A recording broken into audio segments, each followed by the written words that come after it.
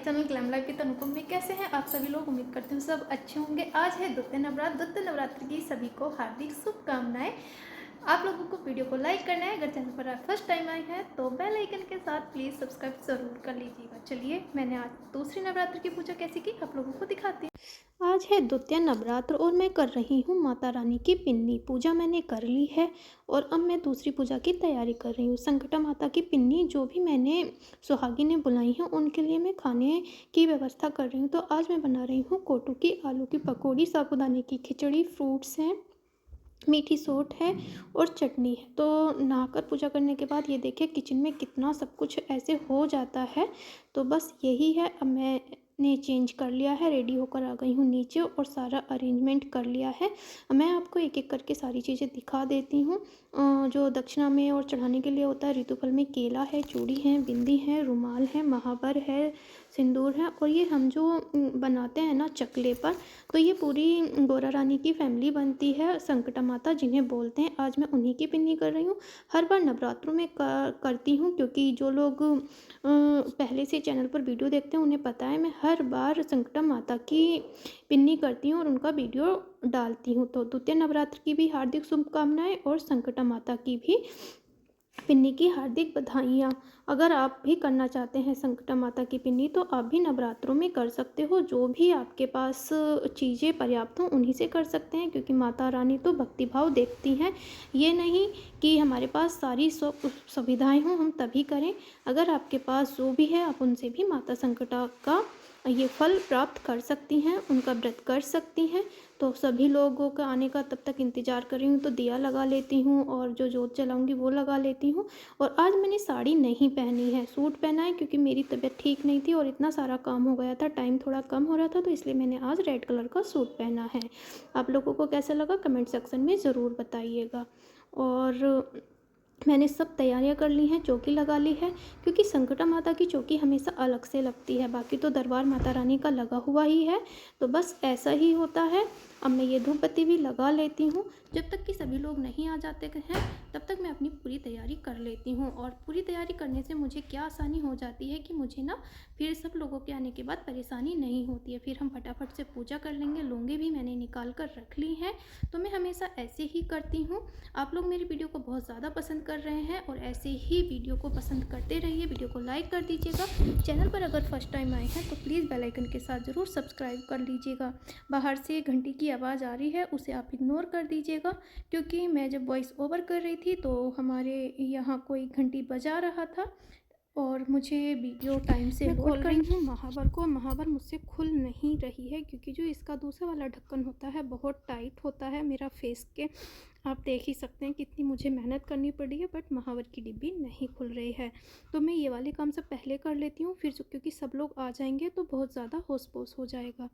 तो ये देखिएगा महावर खोल ली है मैंने, खुल गया है उसका ढक्कन। और देखिए कितनी मेहनत मुझे करनी पड़ी है महावर का जो डिब्बी आती है ना उसका दूसरा ढक्कन खोलने के लिए। अभी आप देखेंगे, मैं चाहती तो इसे कट भी कर सकती थी, बट मैं जो वीडियो के माध्यम से बताना चाह रही हूँ कि अगर आप ये वाले काम सब पहले कर लेंगे तो सभी लोगों के आने पर आपको परेशानियों का सामना नहीं करना पड़ेगा।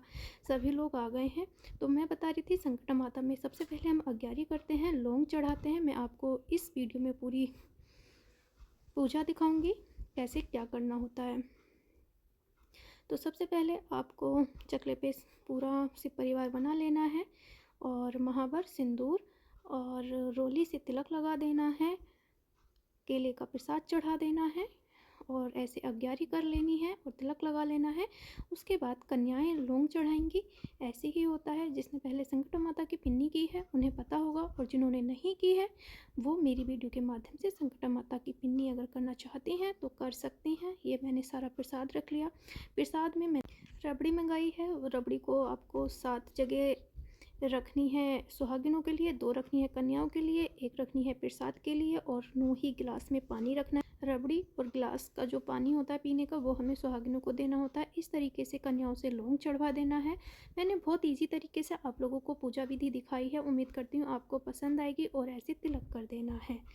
एक एक करके सारी सुहागिनें आएंगी और सब लून चढ़ाएंगी। इस तरीके से संकटा माता की जो अग्यारी होती है वो हमारी कंप्लीट हो जाती है।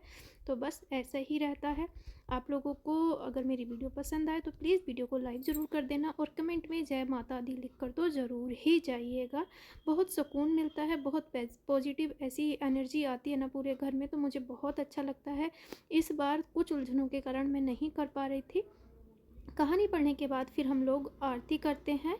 और मैं आपको बता रही थी कि इस बार बहुत परिस्थिति ऐसी थी कि मन में ना बड़ा संशय था मेरे, बट मेरे पति देव जी और मेरे बेटे ने पूरा प्रयास किया कि मैं संकटा माता की पिन्नी टाइम रहते करूं, और उन्हीं के सहयोग से मैं आज कर पाई हूं। तो मुझे ये बहुत अच्छा लगा है कि उन्होंने मुझे पूर्ण सहयोग दिया और मैंने आज माता संकटा माता की पिन्नी की हर बार मैं करती थी। इस बार मेरे माइंड में ना बड़ा द्वंद्व चल रहा था, टाइम का बड़ा वो हो रहा था, करूं नहीं करूं, बट हो गया, बहुत अच्छा लगा। माता रानी की पिन्नी करने के बाद बहुत सुकून मिला, बहुत अच्छा लगा। इस तरीके से सभी लोग एक एक करके आरती करते हैं। और ये जो कन्याएं हैं ये मेरी देवरानी की बेटी है। तो बस ऐसा ही रहता है और एक एक करके सभी लोग आरती करते हैं। तो मैं उम्मीद करती हूँ आपको मेरी ये पूजा विधि बिल्कुल अच्छे से समझ में आई होगी। बहुत सरल पूजा विधि है, सभी लोग आरती में पूरी तरह लीन हैं और भक्ति पूर्वक आरती कर रहे हैं।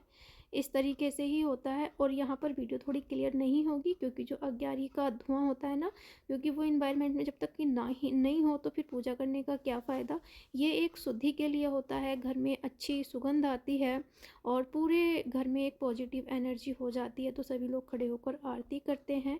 आरती करने के बाद माँ से क्षमा मांगते हैं और आरती सबको दी जाती है।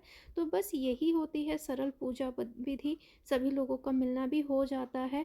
और आज का जो मेरा ड्रेस है आप लोगों को कैसा लगा वो मुझे कमेंट सेक्शन में ज़रूर बताइएगा, क्योंकि आज मैंने साड़ी नहीं पहनी है, सूट को ही इस तरीके से साड़ी की तरह वेयर किया है, क्योंकि बहुत जल्दी जल्दी हो जाती है। वैसे मैं कोशिश करती हूँ कि हमेशा साड़ी ही पहनूं, मगर आज मैंने सूट ही पहना है।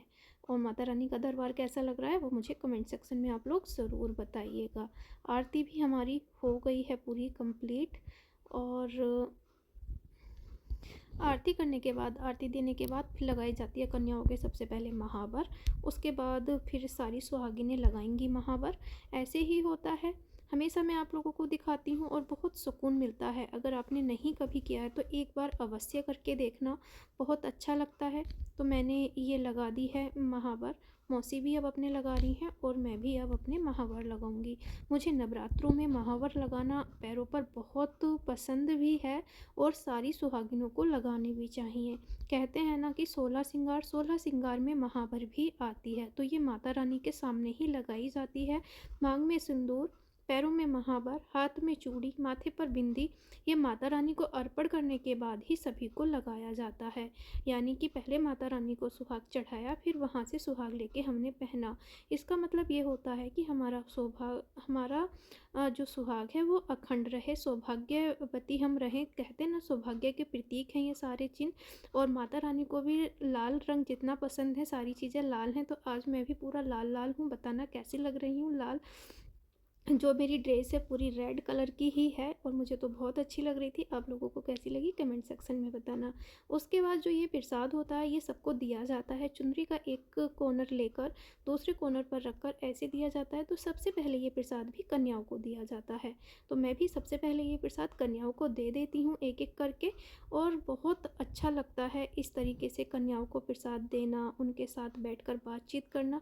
मैंने ना ये वीडियो बिल्कुल भी इसकी स्पीड नहीं बढ़ाई है, बिल्कुल नॉर्मल जैसी बनी है वैसी ही आप लोगों के साथ शेयर कर रही हूँ। और इसमें कुछ भी ऐसा नहीं है कि मैंने कट किया है, जैसा सूट हुआ वैसा ही मैं आपको दिखा भी रही हूँ और बता भी रही हूँ। तो हमें एक एक करके इस तरीके से सबको प्रसाद देना होता है। और एक चीज़ और मैं यहाँ पर बताना चाहूँगी कि जब हम पिन्नी करते हैं तो बिल्कुल भी बोला नहीं जाता है, बिल्कुल चुपचाप ही रहते हैं। मैं चुपचाप बोल रही हूँ, चुपचाप रहते हैं, बिल्कुल भी नहीं बोला जाता है। और चुपचानी से ही, चुपचाप होकर ही ये प्रसाद ग्रहण किया जाता है। हम सब ने प्रसाद ग्रहण कर लिया है। और क्योंकि वो तो वीडियो नहीं बना सकते थे, अब मैं सबसे जो ये बाउल है सबसे एक एक करके ले लूँगी। ये सब पिन्नी का ही एक होता है। देखो कहीं किसी दूसरे तरीके से होता है, कहीं दूसरे तरीके से होता है, मगर होता सब माता रानी का ही है, ये सभी लोग जानते हैं। अब मैं दे देती हूँ जो दक्षिणा मुझे देनी है। तो मैं सबसे पहले कन्याओं को दूँगी रुमाल, जो भी दक्षिणा मैंने दी है, केला है, इस तरीके से सबसे और आशीर्वाद लूँगी। तो यही इसका एंड होता है कि सबसे पहले सब पूजा करो, खिलाओ, और जो भी हम देते हैं उसके बाद सबको दक्षिणा देके, यानी कि आप कुछ भी करो, जिन सुहागिनों को आप अपने घर पर बुला रहे हो वो प्रसन्न होनी चाहिए, तो आपको भी बहुत सुकून मिलेगा। चाहे चीज़ें कम हो, मगर बहुत आप श्रद्धा से करेंगे ना, तो देखना आपको बहुत सुकून मिलेगा। मुझे बहुत अच्छा लगता है ये सारा काम करके, और मेरी पूरा परिवार मिलकर ये काम करता है, तो हमें बहुत अच्छा लगता है। और ये वीडियो इतनी हिलाई गई है ना, तो इसे आप थोड़ा सा इग्नोर कर दीजिएगा, क्योंकि चलते चलते ये वीडियो बनी है, ट्राइपॉड से नहीं बनाई गई है। उसके बाद जो मैंने आपको पहले स्टार्टिंग में दिखाया था मैं किचन में क्या क्या बना रही थी, तो सब सर्व कर रही हैं मेरी जेठानी। और मैं ये देखिए, ये सब मेरी सासू माँ और जेठानी ही हैं, यहाँ पर जितने लोग भी उपस्थित हैं तो ये सब मेरे फैमिली वाले ही हैं। तो इस तरीके से पहले कन्याओं की थाली लग जाएगी जो भी मैंने बनाया है, क्योंकि प्रसाद के बाद हमें कुछ ना कुछ खिलाना भी होता है। मैंने बनाई थी साबूदाने की खिचड़ी, आलू की पकौड़ी, सोट, दही, चटनी और फ्रूट्स, ये सब था बाद में खाने के लिए। और सबका खाना लग गया है, और भाभी भी अब अपना लगा रही हैं। सब एक दूसरे से पूछ पूछ कर, बहुत अच्छा लगता है जब सब लोग बैठकर बातचीत करते हुए ऐसे खाते हैं। और घर पे ना बहुत अच्छा लगता है, सब में बहुत प्यार भी होता है, एक दूसरे से मिलना भी हो जाता है। और वीडियो हिल रही है उसे आप इग्नोर कर दीजिएगा। वीडियो अगर आपको पसंद आए तो प्लीज़ प्लीज़ प्लीज़ वीडियो को लाइक ज़रूर कर दीजिएगा, और कमेंट सेक्शन में जय माता दी ज़रूर लिखिएगा। मेरे चैनल पर अगर फर्स्ट टाइम विजिट कर रहे हैं तो बेल आइकन के साथ सब्सक्राइब ज़रूर कर लीजिएगा। खाना सबका हो गया है, उसके बाद अब बारी आ जाती है हमारी जो माता रानी के भजन होते हैं, हमें कीर्तन भी करना होता है। तो अब चलिए कीर्तन को कर देते हैं स्टार्ट। तो ये देखिए सब लोग बैठ रहे हैं, मैं भी अपनी पोजीशन पर आ गई हूँ ढोलक लेकर। और सबसे पहले हमारे यहाँ होता है गजानन जी का जो भजन होता है, उन्हें बुलाया जाता है कि घर में पधारो गजानन जी। तो सब वही डिस्कस कर रहे हैं कि पहले वही भजन होगा। तो बस चलिए सबको मैं सुनाऊंगी जैसे कैसे हमने गाया था, तो वही सब कुछ है। तो ढोलक मैं बजा रही हूँ, ढोलक के साथ मैं कैसी लग रही हूँ वो भी मुझे बताइएगा कि कैसा लगा आपको मेरा ये पूजा पाठ वाला वीडियो। और चलिए मैं हम सबकी आवाज़ में सुनाती हूँ, घर में पधारो गजानन जी।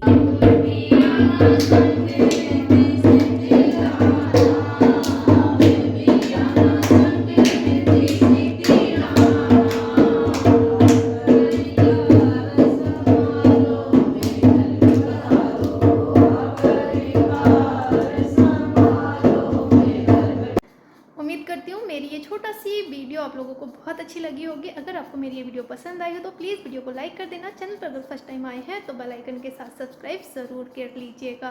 तो बस इतनी ही भागा दौड़ हो जाती है। और आज जो मैंने माता रानी की पिन्नी की थी वो आप लोगों को कैसी लगी ये भी मुझे कमेंट सेक्शन में ज़रूर बताइएगा। मिलूँगी अगली वीडियो में, तब तक के लिए बाय बाय। जय श्री राम, राधे राधे, जय माता दी।